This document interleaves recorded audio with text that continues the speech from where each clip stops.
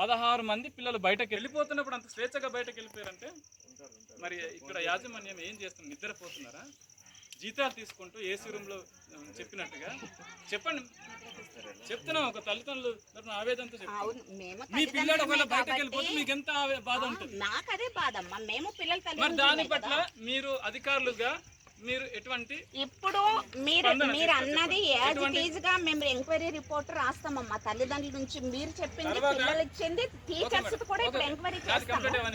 తర్వాత రీసెంట్ గా మొన్న పుట్టుపాయిజం అయిందన్న దసరాలో, అప్పుడు మీరు ఎంక్వైరీ చేశారా? చర్య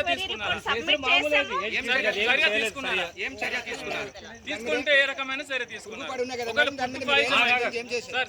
ఒకవేళ పుట్టుపాయిజమై పిల్లలు ఎవరైనా చనిపోయి ఉంటే పరిస్థితి ఏంటి? చనిపోలేదు కాబట్టి హ్యాపీ, ఆ దేవుడి దేవాలు అందరూ స్వేచ్ఛగా ఉన్నాం, మీరు కూడా స్వేచ్ఛగా ఉన్నారు. మరి ఇక్కడ స్టాఫ్ ఏం చేస్తున్నట్టు? రిపీట్ అవుతూనే ఉన్న సమస్యలు రిపీట్ అవుతూనే ఉంది. మీరు ఇది వరకు కూడా చర్య, మీరు కానీ పిఓ గారు కానీ కలెక్టర్ గారు కానీ చర్య తీసుకోలేదు. మరి ఎందుకంత నిర్లక్ష్యం? గ్రామం స్కూల్ అంటే అంత మూల ప్రాంతంలో ఉంది, అక్కడ ఏం కాదులే, అంత అయిపోతుంది అనుకుంటున్నారా? లేకపోతే ఇంకో విధంగా వర్తస్ పలుకుతున్నారా? పిల్లల వైపు ఆలోచించండి. మీరంతా కూడా ఒకవైపు కాకుండా వీళ్ళ భవిష్యత్తు కోసం ఆలోచించండి. నిన్న కొండకి వచ్చేసారండి 16 మంది కూడా.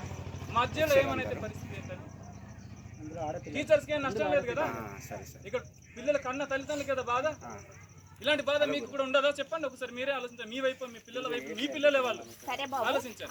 కాబట్టి ఇప్పుడు జరిగినటువంటి అన్యాయం మీరు చెప్పండి. ఓకే, చర్య తీసుకోవడం అనేది మేడం గారి వల్ల, నా వల్ల కాదు. మేము ఇక్కడ జరిగిన విషయాలు తల్లిదండ్రుల నుంచి, మీకు పిల్లల నుంచి, టీచర్స్ నుంచి జరిగినవన్నీ యాజ్ ఇట్ ఈజ్ గా మీరు చెప్పినవన్నీ